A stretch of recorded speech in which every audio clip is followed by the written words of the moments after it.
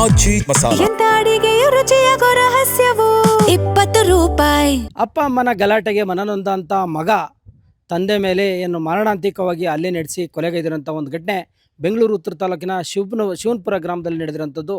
ನಾನು ಈ ಒಂದು ಸ್ಥಳದಲ್ಲಿದ್ದೀನಿ. ಈ ಘಟನೆಯನ್ನು ನಡೀತಾ ಈ ಒಂದು ಕೊಲೆಯಾದಂಥ ಸ್ಥಳದಲ್ಲಿದ್ದೀನಿ. ನೋಡ್ಬೋದು ಇದೇ ಒಂದು ಮನೆಯಲ್ಲಿ ಏನು ತಂದೆಯನ್ನೇ ಮಗನು ಹೊಂದಿರೋಂಥ ಒಂದು ಘಟನೆ ನಡೆದಿರೋಂಥದ್ದು. ಘಟನೆಯಲ್ಲಿ ಏನು 53 ವರ್ಷದ ಶ್ರೀಧರ್ ಸಾವನ್ನಪ್ಪಿರೋಂಥದ್ದು. ಇವರು ವೃತ್ತಿಯಲ್ಲಿ ಹಿರಿಯ ಪತ್ರಕರ್ತರು ಕೂಡ ಆಗಿ ಕೆಲಸ ಮಾಡ್ತಿದ್ರಂತೆ. ಹಾಗಾಗಿ ಈ ಒಂದು ಮನೆಯಲ್ಲಿ ನೀವೇನು ಈ ದೃಶ್ಯದಲ್ಲಿ ನೋಡ್ತಾ ಇದ್ದೀರಾ, ಈ ಒಂದು ಮನೆಯಲ್ಲೇ ಘಟನೆ ನಡೆದಿರೋಂಥದ್ದು. ಹಾಗಾಗಿ ಸ್ಥಳಕ್ಕೆ ಬಂದು ಮದನಾಯಕನಹಳ್ಳಿ ಪೊಲೀಸರು ಹಾಜರು ಮಾಡೋಂಥ ಒಂದು ಕೆಲಸಕ್ಕೆ ಮುಂದಾಗಿರೋಂಥದ್ದು. ಇದೊಂದು ಕೋಪದಲ್ಲಿ ಆಗಿರುವಂಥ ಆಕಸ್ಮಿಕ ಘಟನೆ ಇದಾಗಿರೋಂಥದ್ದು.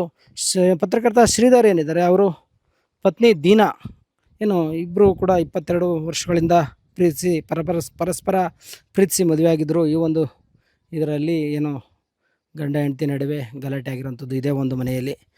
ಏನು ಮೃತ ಶ್ರೀಧರ್ ಏನಿದ್ದಾರೆ, ಅವರು ತಮಿಳುನಾಡು ಮೂಲದವರು, ದೀನಾ ಉತ್ತರ ಪ್ರದೇಶ ಮೂಲದವರು. ವೃತ್ತಿಯಲ್ಲಿ ಜೀವನದಲ್ಲಿ ಇಬ್ಬರು ಕೂಡ ಪರಸ್ಪರ ಈ ಒಂದು ಇದಾಗಿರೋಂಥ ನೋಡ್ಬೋದು ನೀವು ದೃಶ್ಯದಲ್ಲಿ. ಪೊಲೀಸರು ಮಹಾಜರು ಕಾರ್ಯ ನಡೆಸ್ತಾ ಇದ್ದಾರೆ. ಈ ದಂಪತಿಗೆ ಉದಯ್ ಮತ್ತು ದರ್ಶನ್ ಹಾಗೂ ಕಾಂಚನ ಅಂತ 3 ಜನ ಮಕ್ಕಳಿದ್ದಾರೆ. ಇವರು ಏನು ಕುಟುಂಬದ ಶಿವನಪುರದಲ್ಲಿ ಬಾಡಿಗೆ ಮನೆಯಲ್ಲಿ ವಾಸ ಆಗಿರೋಂಥ ಒಂದು ಕುಟುಂಬ. ರಾತ್ರಿ ಏನು ಶ್ರೀಧರು ಕುಡಿದ ಮನೆಯಲ್ಲಿ ಪ್ರತಿನಿತ್ಯದಂತೆ ಗಲಾಟೆ ಮಾಡಿದ್ದಾರೆ. ಹಾಗಾಗಿ ಇದರಿಂದ ಮನನೊಂದಂಥ ಮಗ ಉದಯ್ ಏನಿದ್ದಾನೆ, ಅವನು ಮಾತಿಗೆ ಮಾತು ಬೆಳೆದು ತಂದೆ ಮತ್ತು ಮಗನ ಇಬ್ಬರ ಜಗಳ ಮಿತಿ ಮೀರಿದೆ. ಈ ವೇಳೆ ಏನು ಪತ್ನಿಯ ಮೇಲೆ ದೀನಾ ಮೇಲೆ ಏನು ಹಲ್ಲೆಗೆ ಮುಂದಾಗಿದ್ದಂಥ ಶ್ರೀಧರ್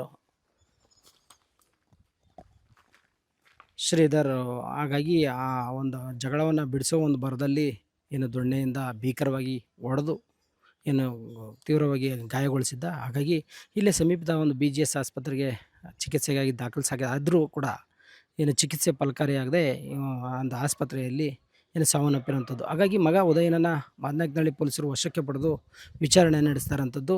ಸದ್ಯ ಮೃತದೇಹವನ್ನು ಮರಣೋತ್ತರ ಪರೀಕ್ಷೆಗಾಗಿ ಬೆಂಗಳೂರಿನ ವಿಕ್ಟೋರಿಯಾ ಆಸ್ಪತ್ರೆಗೆ ಸಾಗಿಸಿ ತನಿಖೆಗೆ ಮುಂದಾಗಿರೋಂಥದ್ದು. ಮೂರ್ತಿ, ಗ್ಯಾರಂಟಿ ನ್ಯೂಸ್, ನೆಲಮಂಗಲ.